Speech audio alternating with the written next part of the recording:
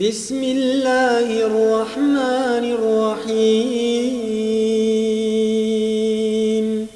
والفجر وليال عشر والشفع والوتر والليل إذا يسري هل في ذلك قسم لذي حجر ألم تر كيف فعل ربك بعاد إرم ذات العماد التي لم يخلق مثلها في البلاد وثمود الذين جابوا الصخر بالواد وفرعون ذي الأوتاد الذين طغوا في البلاد فأكثروا فيها الفساد فصب عليهم ربك سوط عذاب إن ربك لبالمرصاد فأما الإنسان إذا ما ابتلاه ربه فأكرمه ونعمه فيقول ربي أكرمن وأما إذا ما ابتلاه فقدر عليه رزقه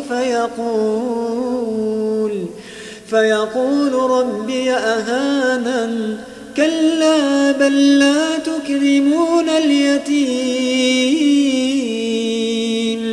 ولا تحضون على طعام المسكين وتأكلون التراث أكلا لما وتحبون المال حبا جما كلا إذا دكت الأرض دكا دكا وجاء ربك والملك صفا صفا وجيء يومئذ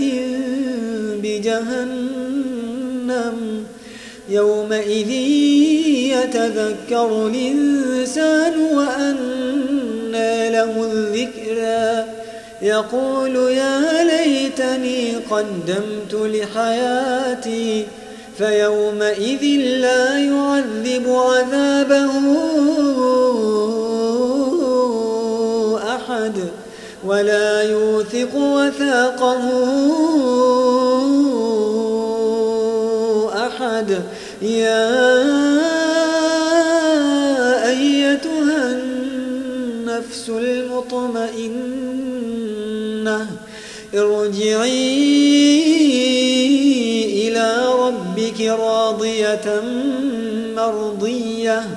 فادخلي في عبادي وادخلي جنتي